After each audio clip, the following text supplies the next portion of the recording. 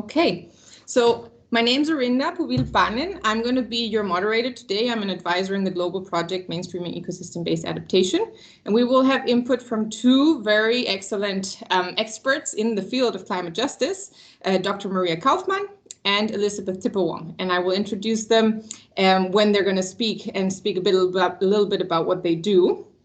But first, I would like to go over the agenda with everyone. So we will have what we're doing now, welcoming and opening. Then we will have the input from Maria. Then we will have an input from Elizabeth. And then we will have a Q&A session, after which we would really like to go into a discussion round with all of you. We will use the help of a mural board to also pin down some of your experiences, some of your challenges, and also success stories in the context of climate justice in EbA. And also ask you maybe how could we be of help to improve justice-based approaches in EbA? So why are we even talking about climate justice in this context? As many of you already are aware, it is increasingly clear that nature-based solutions, and hence EbA, which is an NbS for adaptation, are not inherently no-regret measures, For a long time, we have repeated the mantra that NbS are no regret because we work with nature and we co-create with local communities. And in the ideal case, this is actually true. However, we are seeing that safeguarding is still not optimal in many cases. The distribution of benefits and costs of implementation of nature-based solutions and ecosystem-based adaptation measures is not always equitable.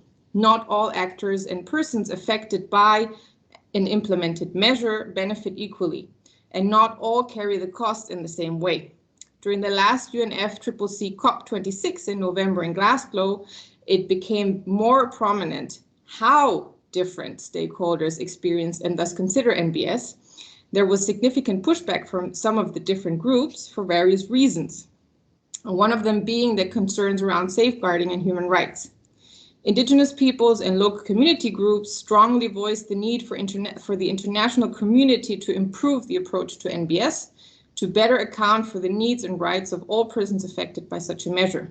In short, for us, what this means is that we need to improve climate justice in the context of EbA. So climate change adaptation is still very relevant.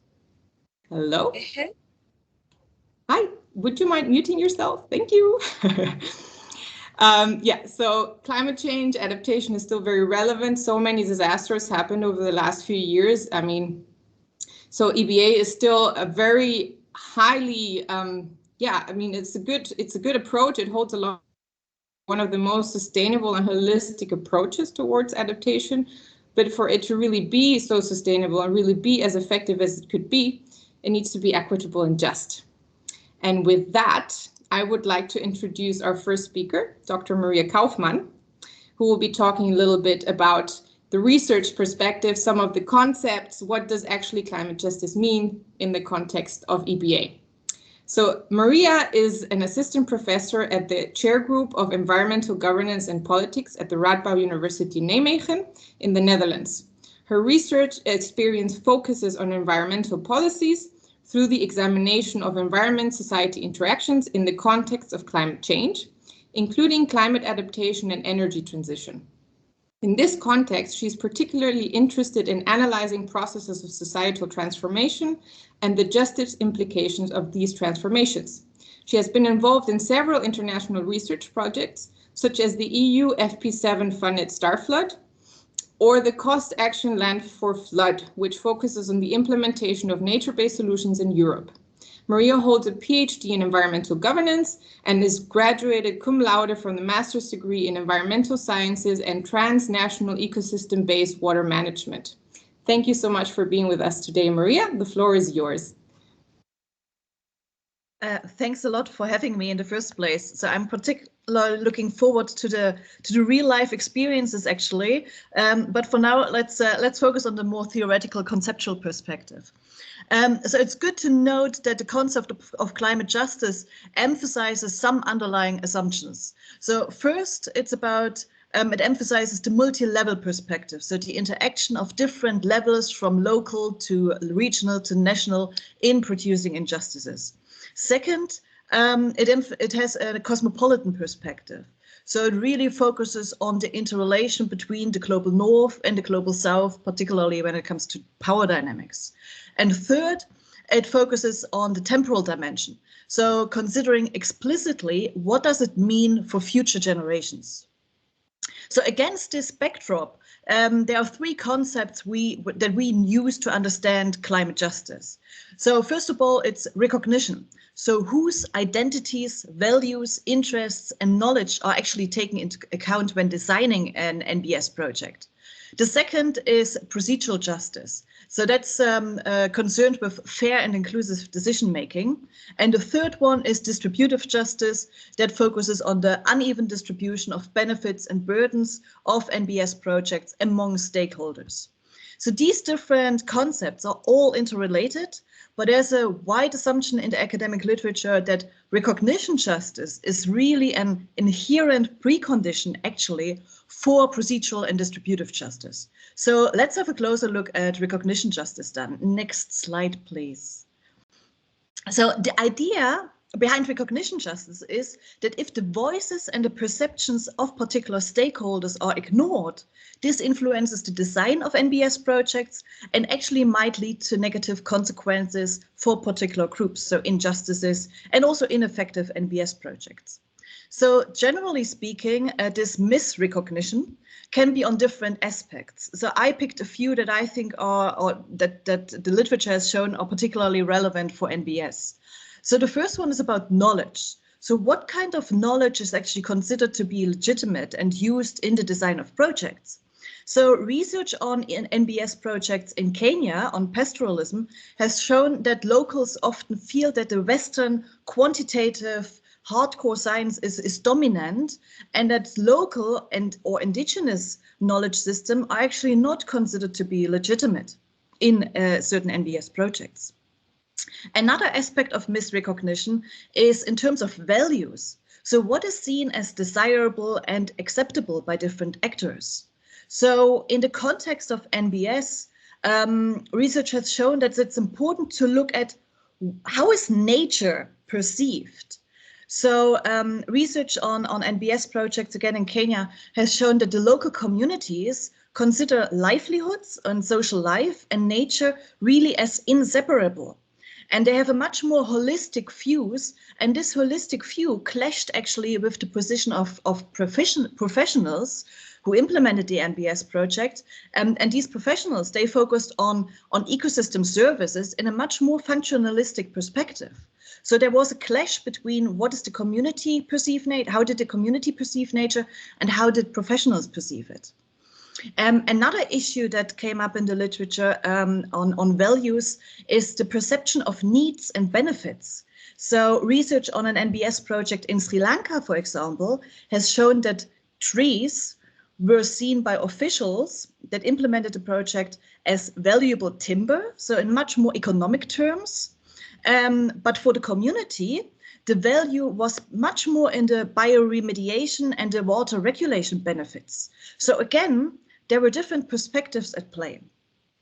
The last point that's important by recognition justice is that often there's a disconnect between existing local governance structures and local adaptation strategies.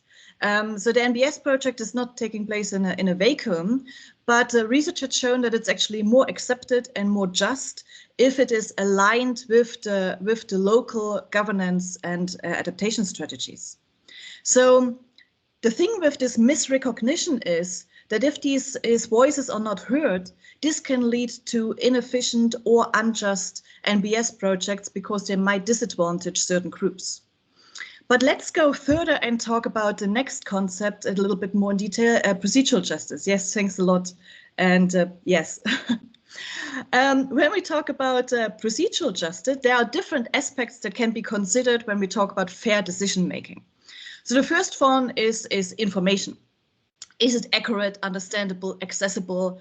And this is supposed to be really the basis for transparency and effective collaboration. I'm not going to go much into detail here, but one point which I found interesting from the literature on NbS is that the use of terminology and jargon.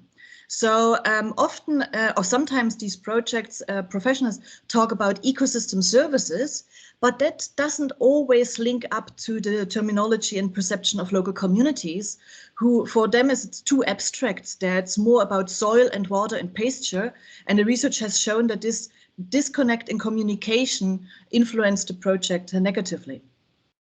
Inclusiveness is another issue. So who are we gonna include in these stakeholder participation things?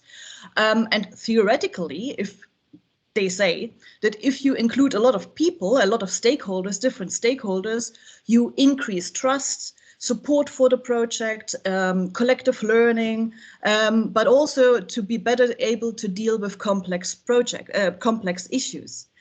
So this is the theory, but what empirical research has shown that it's a lot more complicated than that. So one issue that's a problem is power dynamics. And not only between recipient and donors and between experts and communities, but something that has been shown is that also within communities there are power dynamics. So research has shown that community representatives are not necessarily presenting the whole community, but only a part, which might lead to negative consequences for certain members that are already marginalized in a community. So these issues came up in the literature, and another point to note here is, of course, these inclusive processes are very resource intensive, and some research has shown that they don't necessarily lead to more sustainable outcomes. So getting everyone on table can actually cause conflicts and other issues that actually lead to not the most sustainable outcome. So the take note here is that it's very context dependent, and it also depends how stakeholders are included, which leads me to influence. So influence is the third aspect of procedural justice, and here it's about so theoretically stakeholders can have no influence whatsoever, or they can basically be the leaders of the project. So research on NbS projects has shown that there are three levels that are most common. And that's informing, so basically developing a plan and then giving it to the stakeholder as information. Consultation, there we have a higher step of influence, that stakeholders give feedback on an existing plan. So most common tools in the literature are surveys and interviews for this. Or co-production, and co-production there really is the idea is to work together as equals and to design a project together. And this is, for example, done in a NbS project in Colombia. They've done it with having a stakeholder representatives really part of the design and implementation group. In reality, it's often a mix of these different approaches and levels of influence, and it depends very much on the design, the phase. So this design phase, but also the monitoring and the evaluation phase shouldn't be forgotten. Again, a side note here, higher levels of influence doesn't necessarily mean it's going to be better. That depends very much on the context, on the culture.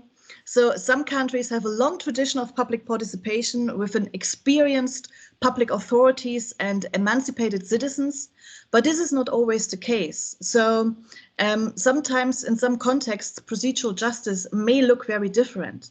So unfortunately, as researchers tend to do, it depends and there's no one size fits all. And the last aspect, I'm not going to go much into detail. So grievance mechanisms are very important. But they do need to be accessible, fair and transparent in order to be effective. And they would give stakeholders the possibility or the opportunity to bring in their voice. Now, the last concept that I want to talk about is distributive justice. So next slide. Yeah, perfect.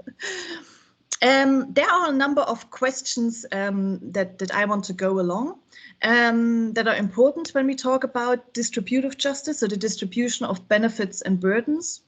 And the first question is, who is being disadvantaged to carry the burden of NbS projects? And that depends. So we can talk about it's often socially, economically deprived households. It can be women, it can be ethnic minorities, but it can also be particular livelihood approaches.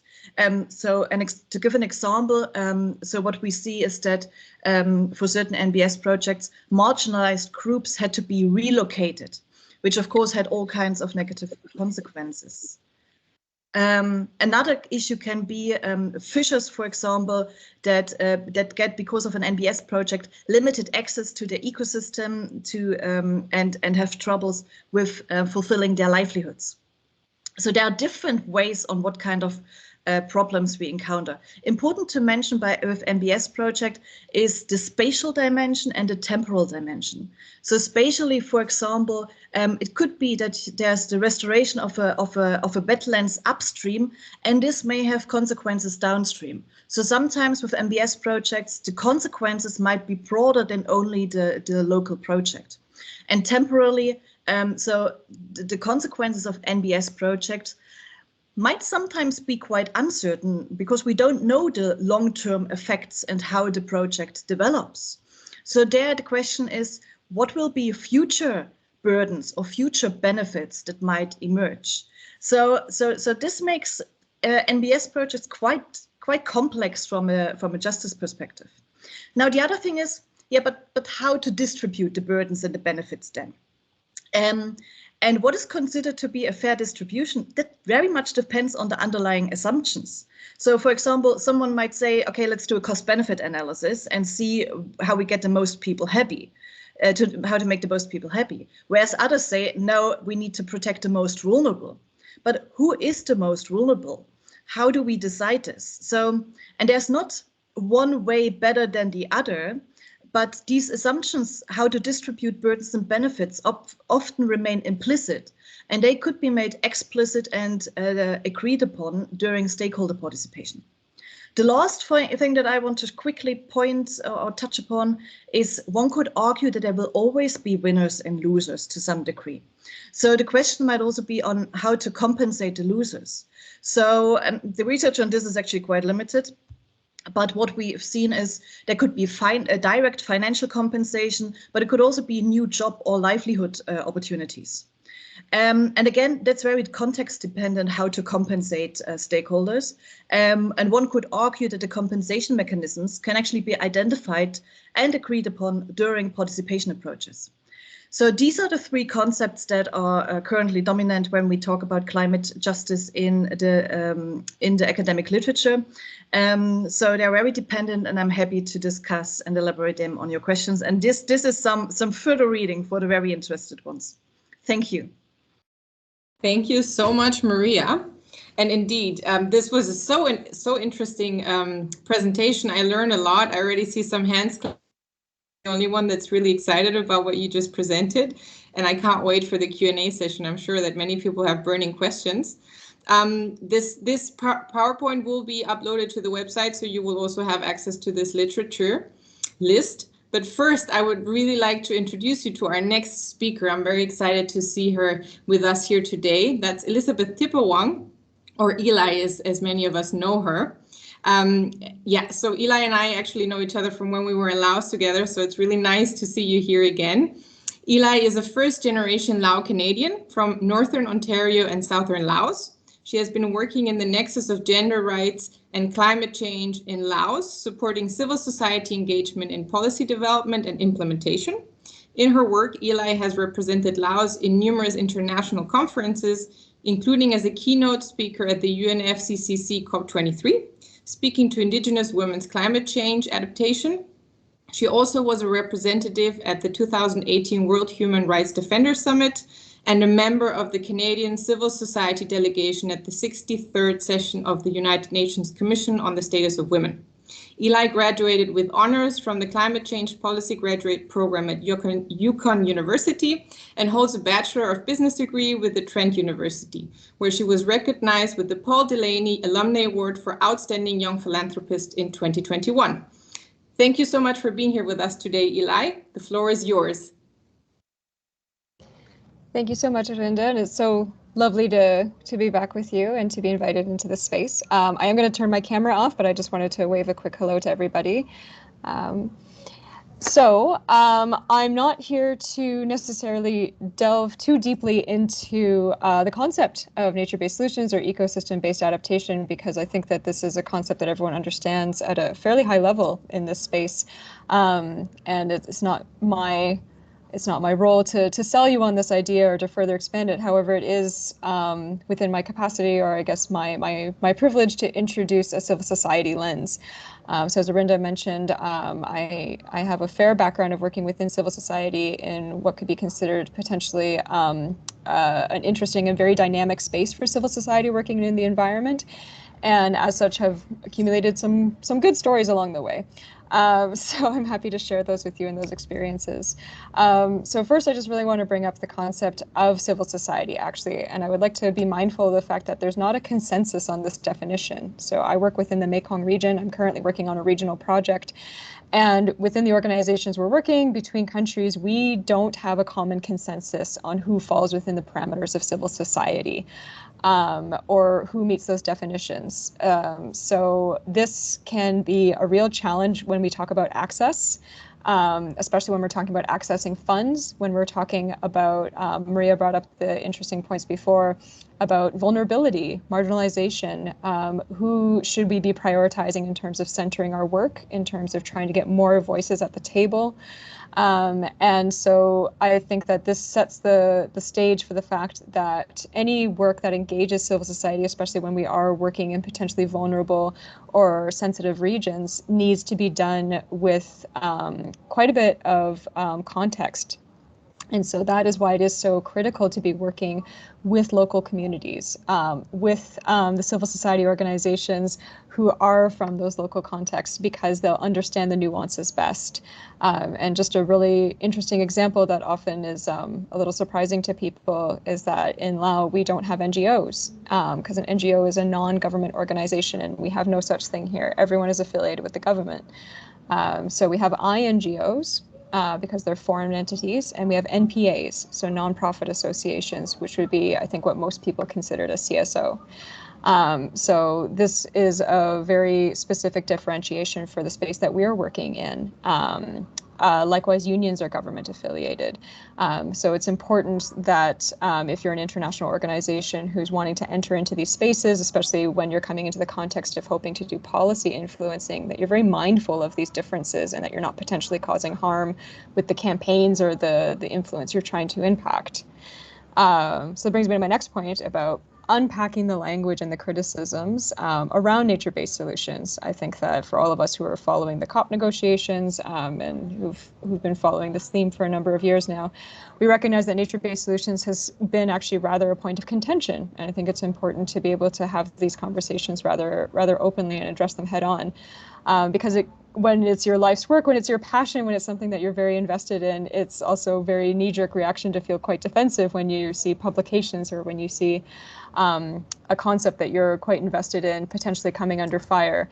And I think that what's important is that I always heard this expression, and I use it whenever I'm running workshops, is start a conversation, not a fire.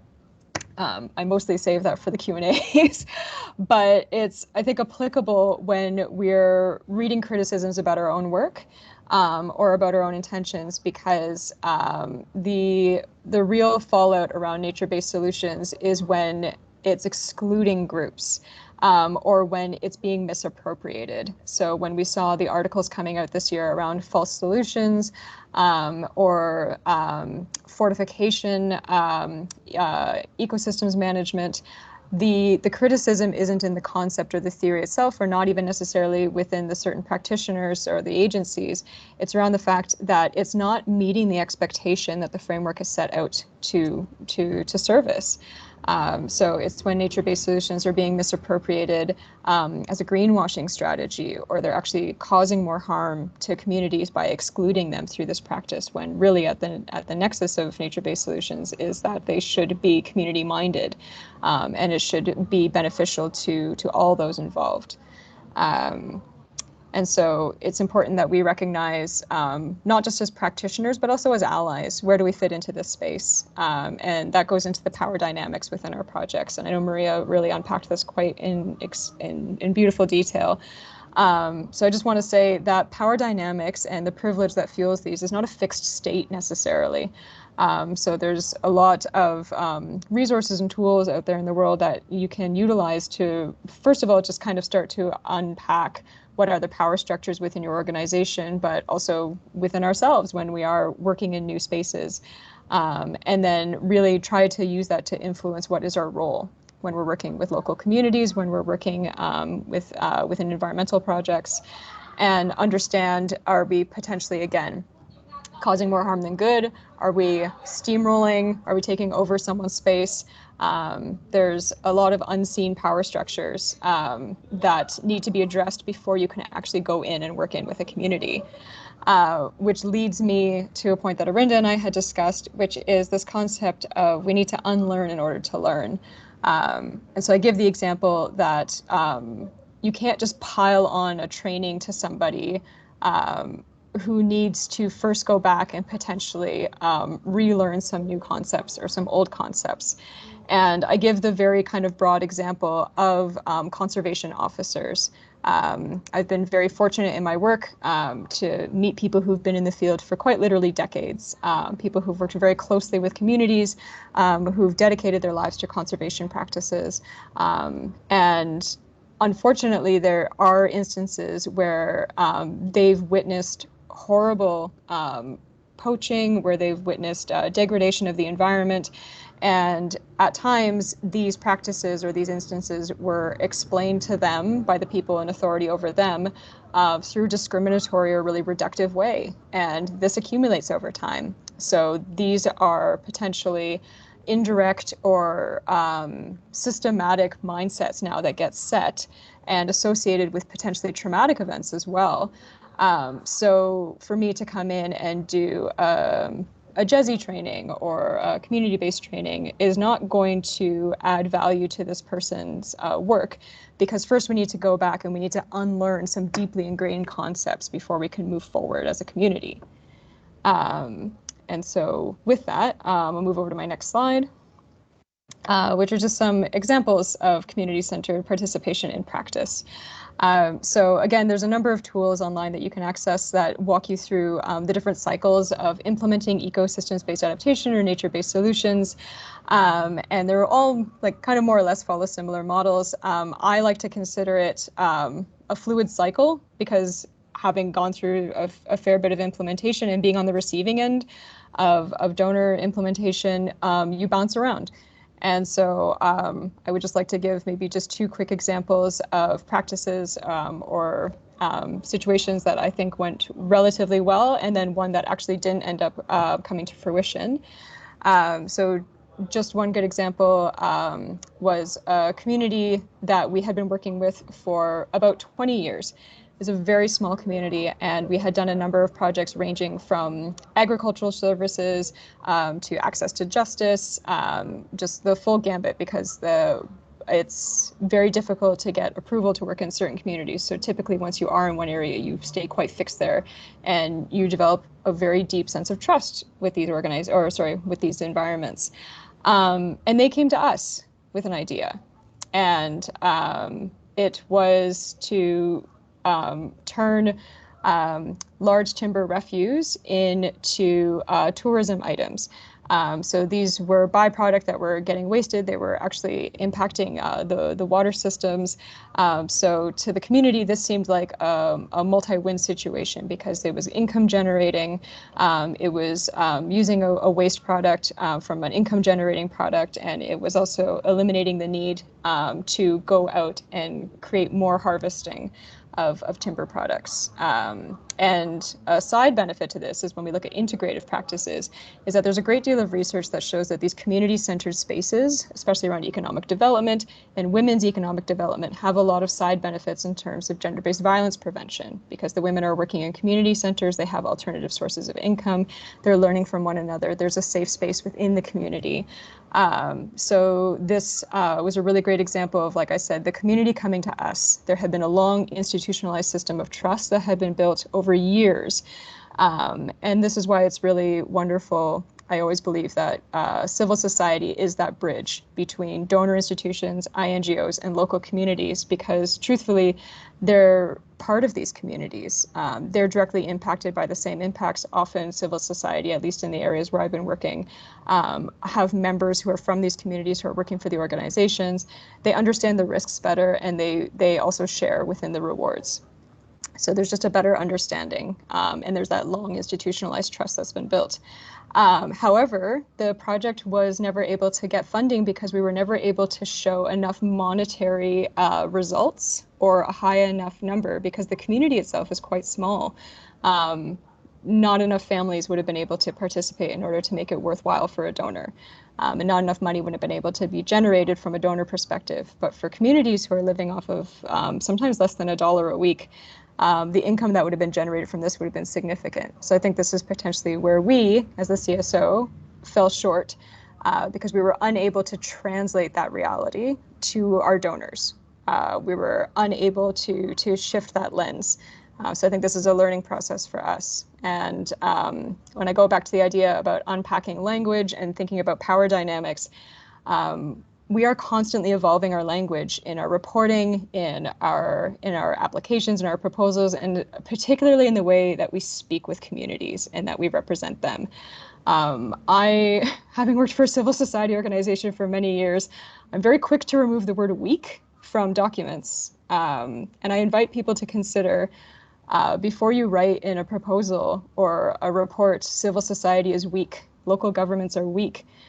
How would it feel to be on the receiving end of that statement? It's a very loaded word to be called weak, and to be seen that way by your donors or by potentially a partner. I often make the joke of how funny it would be to have a civil society organization write a proposal to say, we're going to do a capacity building training for UN because they're weak. No one would take that seriously. So I really do invite people to consider the kind of language and reposition themselves, and how would they feel to be on the receiving end of some of this language. And so, as I mentioned, it's also for us to bridge that gap and translate. As much as civil society supports INGOs or external partners in working with communities, civil society and INGOs are meant to bridge that gap to donors, to high-level policy platforms. This also comes in the form and the recognition of traditional and non-empirical scientific-based knowledge. We're moving more towards using the language of evidence-based as opposed to science-based, because traditional and social sciences are science. So as I mentioned, our language is constantly evolving. And then just, I think I have maybe 1 minute left, just a final example of a great project that came around and has been really successful and long-term was actually a fairly failing coffee project that was on its way out. And we just had one last kind of opportunity to try and kind of revive it. And so we introduced beekeeping into the project. And this involved bringing in partners. The coffee project was in the south, and the beekeeping project was from the north. But it was introducing traditional knowledge practices around buffer ecology into small-scale farm holders, again, led by women, and doing that land use planning and mapping and recognizing that actually a defunct coffee farm was the worst possible space for the coffee farming, but it was the best possible space for the bees. And this brought the whole community together, and it, again, had economic benefits, it had gender rights at lens, and it was entirely driven by the community. And so I will hand it back over to Arinda now, because I think we're just on time, but I do welcome and invite any of your questions or feedback. Wow, thanks so much, Eli. That was really interesting. And actually, I also learned a lot more of what you've been doing. I see a lot of hands clapping and already the first hands risen also that would like to maybe ask a question. But I just realized I was so excited to get you started on your presentation. I completely forgot to say what you're actually doing right now, which is that you're working as a Mekong Regional Civil Society Specialist for WWF Greater Mekong. So I just wanted to catch up on that. I forgot too, so don't worry. Yeah, sorry. But I was so excited to hear your input. So yeah, I jumped right into it. But so I saw the first hand that was raised. So whoever that was, I mean, I know they pulled it down again, but would you like to have a question already? Because if not, I have two burning questions, but I'm going to let everyone else go first. Okay, maybe whilst we wait, I do have a question, and maybe I'll just start with the one that I had now for Eli, because I found it really interesting what the example that you posed about the language and how we need to unlearn what we were talking about unlearning, and that we need to unlearn certain ways of expressing things or doing things that we've been doing for so long. Do you have more concrete examples that you've seen that have been problematic in the past and that might serve us already as a lesson or something to think about how to unlearn? Thank you. Actually, yeah, I have a. Thank you. I have a really immediate example, and I think that this is almost like adjacent to what we're discussing here, but very relevant to the overall workshop. It's around protectionist strategies. So we've also just recently completed our full regional GESI analysis back in the summer, and this was driven by doing first nationally based gender equality and social inclusion analysis, specifically around the relationship to natural resource management and governance. And then we distilled these up into a regional analysis. And so again, this is really interesting when I talked before about the context, and you always have to recognize that between the Mekong countries, we have so many similarities, right? Culturally, linguistically, historically, yet we do have very profound differences within the way we operate. Politically, we've all evolved under very different contexts, and that's really driven a very different ability for civil society to function and work in good and bad ways. We're able to complement one another. So I really want to throw that out there in terms of the work we're doing right now. But one common thread that we were finding in terms of the gender role and the gender dynamics within more what is seen as technical sectors of working on the ground is that there was a real perception that there was a lack of women, and this is inaccurate. There's a lack of women in high-level institutions, and I'll say like my own, like WWF, there's a lack of women in technical forestry roles. A major driver of this is by male-driven ideas of safety. So a common thread that we were seeing is it's not safe for women to be in the forest. You know, oh my God, think of all the things. So they just, and they didn't hold back on the scenarios they were coming up with either. So we had to give them some real examples of how female anatomy works. But like, it's just, you know, we're hearing all kinds of strange things, and some of it's based on, like I said, weird stereotypes, misunderstandings, and then genuinely just protectionist strategies. A woman goes into the forest, all the bad things will happen. And we have to just politely remind people, women live in the forest. They do it all day. And they have for generations, and actually like more than 60% of the informal agriculture sector in this country is driven by women. So they are actually the traditional knowledge holders of a lot of the biodiversity conservation, of the land management, of climate change adaptation practices. This is largely driven by women who all, believe it or not, live in the forest. And so it's really, we've had to do this behavioral shift, is that your desire to protect women feels like it's coming from a good place, but in your attempt to be inclusive, you're actually creating an exclusionary policy and practice and environment. So I think that's the first thing that came to mind when you asked. No, but that's so interesting. What I'm hearing between this example and the other one is that it's just a lot of, excuse me, underestimation that's happening in different ways, but like underestimating people, groups, and different, social groups by other groups. And so that's really interesting. And I think definitely one of the perspectives that we need to take on when we're talking about justice. I don't see any other raised hands yet or questions, which I'm very surprised because it was just, yeah, there comes a hand and there comes a question in the chat. I'll take the hand first, which was first. So Nin, would you like to unmute yourself and ask your question? Thank you so much. Yeah, this is very interesting and so many important aspects. Yes, I really appreciate that you raise up the fact that the indigenous knowledge and the power of women, their importance in the contributing to the project. My question is, when you develop those community-driven projects, when you want to appreciate the community values and their increasing their ownership, like then you face, do you face any problem like land tenure, like in developing land tenure security issues in developing those solutions like EbA solutions in Mekong regions context? Or another question is, as you said, there will be a need for the donor as well, like donor awareness, like when you have encountered those financial issues in those when developing those community-driven approach, you have to be the bridge, as you said. So two questions to that. Thanks. Thank you so much.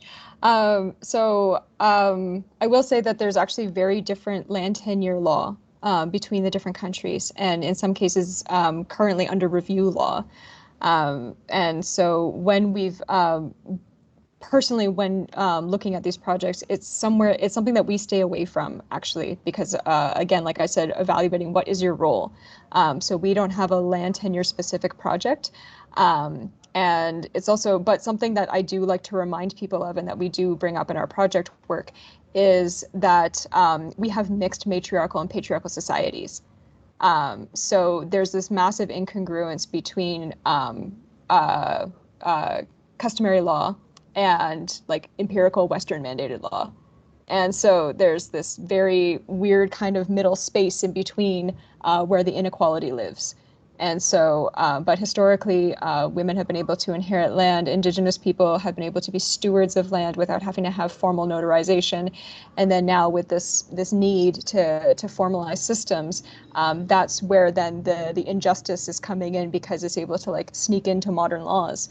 And so it's this is something that we try and address, but we don't have any direct projects working on it. And that is also just because it's such a highly sensitive issue, and no one's brought this to us yet. And it would be, I think, a misuse of our power to try and impose this on a group who's not ready to take that on.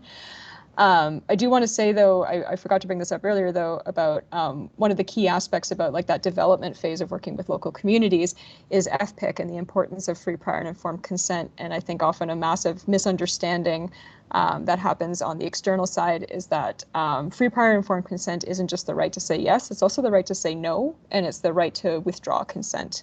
So I think that that's a really important part. I'm not saying this to anyone specifically, but I'm just saying this as like the more you can say it, the better, because it often gets forgotten. So I think that that's, again, where we need to be this bridge with development or with donor agencies, is reminding that we're not just going in to hand out a pamphlet and say, okay, so we're going to do this now, but we're going to pay you. It's doing that genuine consultation process, and that doesn't happen also always on a donor timeline. So it's about making sure you also are working with donors that you really trust, and who also maybe potentially have a long and healthy experience within the area where you're working, or who are willing to learn themselves. So I think that that's a step. So thank you so much for your questions. Thanks so much, Eli. We have 2 more questions lined up. I would like to invite Christine first to unmute herself. She was first. Yeah, thanks. I mean, I also read the comment in the chat, which I'm not going to refer to, but I think, I mean, for me, that was really interesting to hear both of your presentations, because it resonates so much of the topics that I've seen working on climate issues, but also on very different issues. And I think that a lot of the things that you mentioned, we've learned on different topics, like access to land, like struggles against extractive industries, etc., etc. And I think my question is, my comment is that I think when we look at the specifics within nature-based solutions, or EbA, it's really useful to learn from these other topics and to look for maybe allies who can that we can learn from their approaches with rights-based approaches. But also the question to you, do you have, maybe one or two examples which are really interesting, which are not from the EbA sphere, but from other topics that you've maybe touched upon that would be really useful here to maybe also take into consideration? Thank you. Who would like to take that I'm sorry, one? but Yep. maybe yeah, Maria, go ahead. I was going to say. No, I think you can go. One other topic that I think is also energy and energy poverty. I think is also a completely different topic, but also where the role of women and the role of also other marginalized groups can play a big role of having access to it and being disadvantaged by interventions. So this is quickly what I would add to this. Thank you. And in light of time, we'll take the last question and then we'll move on to the discussion where we want to actually get some information from all of you who are attending today. So Moshumi, may you unmute yourself? I hope I said that right. Very close. I'm Moshmi Chaudhary. I'm the Community Resilience Program Director at the Nature Conservancy. I really enjoyed both of the presentations, and my question is for Maria in particular. The concept of climate justice is really coming to the foreground, but many of us have been working on these topics forever. When you think about community-based adaptation, it's exactly what you mentioned about recognition, procedural, and distributive rights. I mean, that's it. We've been working on that forever, and so I'm just wondering about this concept of climate justice and whether is this a repackaged term that's current right now because it's coming to the foreground, especially in UNFCCC negotiations and activism. I just wanted to get your opinion on the term itself. I mean, is this something new? Thank you. Thanks for the question. Yeah, no, I think there's definitely, for me personally, the answer is yes and no. So on the one hand, indeed, it's nothing new. So the three concepts that I introduced are really in environmental justice. They've been going on for ages. I think what climate justice does is, on the one hand, from a social movement perspective, the focus is slightly different. And conceptually, it stresses a number of issues that might not have been that prominent in earlier research on justice or environmental justice. And it's really this complexity. So that it's not only the small case, the small location where we have an injustice that it's taking place, but really looking at, okay, but how is this influenced by international and national issues? This spatial interrelation, the interrelation, particularly with climate justice between the global north and the global south. So who's responsible and who actually has to deal with the consequences? And really this temporal dimension as well. So I think, yes, it's a repackaging of something it's not new, but it has a number of different foci points. Thank you. But I guess if you would ask other researchers on this, they would have a different perspective. Of course they would. Yeah, thank you both so much. And we don't finish here. Actually, now we jump into a discussion where I would like everyone to contribute your experiences. And I would like to invite Lucas to post into the chat box a link to Mural. And in Mural, I have prepared these two questions for you. So actually it's three, two are hidden in one. So we would really like to know also from everyone that's here in the room with us today, what issues or challenges and what success experiences you have encountered in your work in relation to implementing just EbA measures. And we then also after that would like to hear from you if there's any way that you think that the global project could actually help to overcome some of those maybe still remaining challenges. We do have some work on climate justice in the pipeline, and I'll get into that. Yeah, that's the wrong link. Sorry, we want the Mural one, Lucas, that I had sent. Yeah, because the issue with Miro is that everyone needs to have an account to actually log in, and we want to avoid that. So let me see. Otherwise, I'll copy paste it. I have it here. I'll put it into the chat. There we go. Yeah, that's it. And I'll actually stop sharing this presentation and I'll share my screen with you where I have the mural board open as well. I hope everyone can see that. So here are the two questions in one that I had as the first. So if you would like to take, I think, 2 or 3 minutes to think about them. I already see some people are visiting. We have a penguin, nice, and a few others. So you can just grab some Post-its and start writing down some of the issues or challenges you have encountered, or some of the success experiences. And then we'll have a quick discussion on this first 2 points before we jump into the second overarching question. Cool, yeah, I see many people are finding the link. That's wonderful. So I'll give you some time and I'll let you think.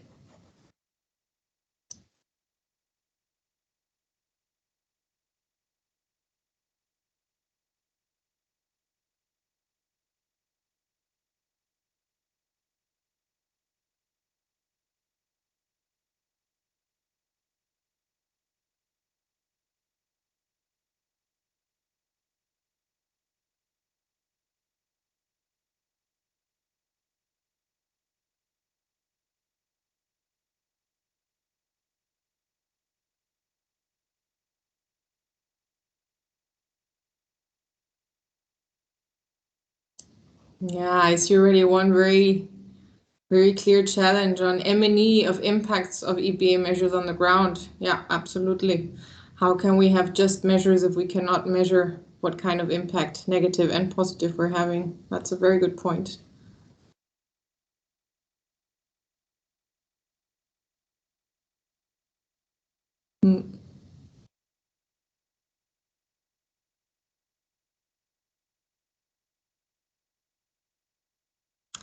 Yeah, ensuring that within the community, all the different groups get a voice.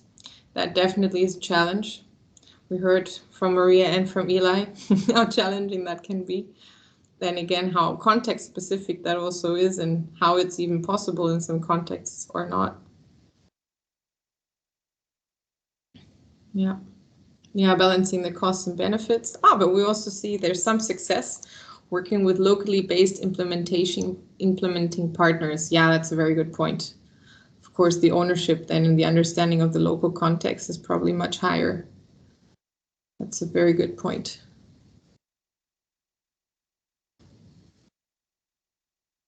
Dealing with issues that cannot be voiced. I will ask you afterwards to unmute yourself, or maybe now you can unmute yourself and you can tell us a little bit what you mean with dealing with issues that cannot be voiced. I'd be excited to hear about that. The experience that I know of is, for example, when you do a climate risk assessment and you realize that, for example, a land issue is one of the core problems underlying, but within the community, there's sort of the consensus that this is something you cannot actually talk about. So how, and people think you're actually talking about climate. So how then can you deal with that? Which you need to address it, but on the other hand, you cannot go against the community. So this is what I was talking about. Thank you. Yeah, that's definitely a very big challenge. And I think it highlights again how important it is to at least try to work cross-sectorally and engage all the relevant sectors, I guess, in our interventions, which can be a challenge in itself, knowing that many ministries already have challenges talking to each other within a country as it is. Yeah. Then we have the pandemic made it more difficult, absolutely. Yeah. Unconscious power imbalances and who is considered an expert, for example, in project funding or planning. Yeah, that's a very good one. I mean, they're all really good. So I would like to invite maybe the person that wrote about the unconscious imbalances also to unmute yourself and say something about it.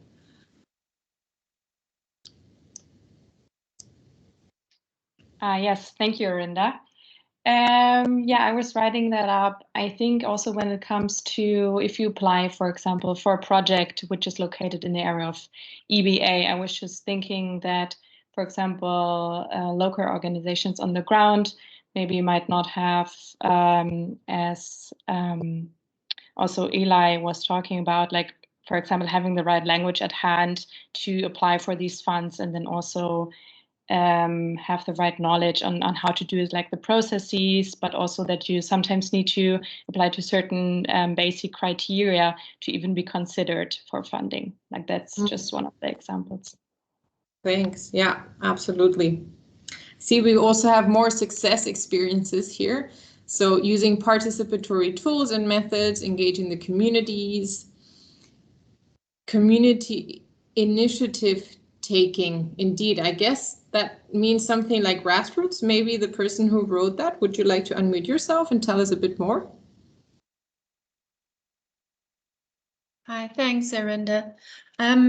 This was in a water context where we were accessing water from springs, and there's a lot of communities needing it, and some communities actually pitched together. They brought money together. They actually created their own little water forums, and then we were able to facilitate that. But the initiative and the kind of momentum came from the community rather than from us as an NGO. Although they were aware of that, we were able to facilitate and could advise, but they were able to actually approach us to take it further, which was it was exciting. That does sound very exciting. Yeah. And if you have more information on that, maybe you can post a link in the chat. That would be great.